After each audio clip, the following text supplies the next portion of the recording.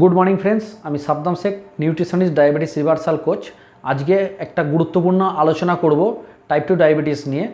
আমরা যে এই টাইপ 2 ডায়াবেটিসের দীর্ঘদিন ধরে মেডিসিন খাই, মেটফরমিন, গ্লিফিরাইড, এই ধরনের যে মেডিসিনগুলো আমরা কন্টিনিউ খেয়ে যাচ্ছি 10 বছর, 5 বছর, 15 বছর, এই মেডিসিনগুলো খাওয়ার পরও আমাদের কিন্তু টাইপ 2 ডায়াবেটিসটা কিন্তু ভালো হচ্ছে না।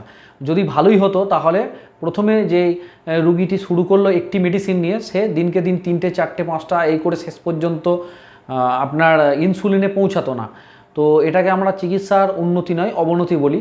তার কারণ হচ্ছে, যে রোগটা আমার হবে, ধরুন আমার জ্বর এসছে, তাহলে আমি প্যারাসিটামল খাচ্ছি, কিন্তু জ্বরটা কিসের কারণে এসে? হয়তো ম্যালেরিয়ার কারণে বা ডেঙ্গুর কারণে। তো ডেঙ্গুর যে টিকা বা অ্যান্টিবায়োটিক সেটা তোমাকে নিতে হবে, নাহলে তো জ্বরটা সম্পূর্ণভাবে যাবে না। প্যারাসিটামল খেয়ে কিন্তু পুরোপুরি জ্বরটা যাবে না। তাই টাইপ 2 ডায়াবেটিসের রুট কজে গিয়ে ট্রিটমেন্ট করতে হলে টাইপ 2 ডায়াবেটিসের মেন যে কজ সেটা হচ্ছে ইনসুলিন রেজিস্ট্যান্স।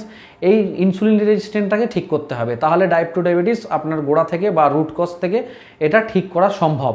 তো টাইপ 2 ডায়াবেটিস যদি যারা বলেন যে সারা জীবন মেডিসিন খেতে হবে, তারা ঠিকই বলেন, কারণ মেডিসিন খেয়ে কোনোদিন টাইপ 2 ডায়াবেটিস ভালো হবে না। যদি ভালো হতো তাহলে কেউ একটা মেডিসিন দিয়ে শুরু করে 2টো 3টে 4টে এই করে ইনসুলিন পর্যন্ত তাকে যেতে হতো না। এবং ইনসুলিনটাও থেমে থাকে না।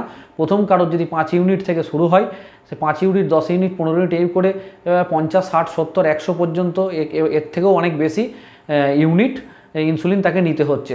তার মানে তার দিনকে দিন সে রুগীর যে পার্সেন্টেজ সেটা বাড়তেই চলেছে, সেটা কিন্তু কমছে না কিছুতেই। তো টাইপ 2 ডায়াবেটিস যারা ভুগছেন তারা নিজেদের খাদ্যাভ্যাসের পরিবর্তন করুন, লাইফস্টাইল মডিফিকেশান করুন, এবং আপনার সঠিক টাইমে ঘুমান, একটু ব্যায়াম করুন, শরীরচর্চা করুন, আর অবশ্যই আপনার ডাক্তারবাবুর সঙ্গে আলোচনা করে আপনি এইগুলো করবেন।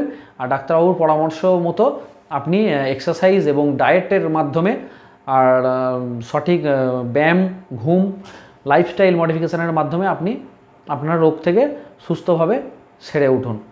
ধন্যবাদ।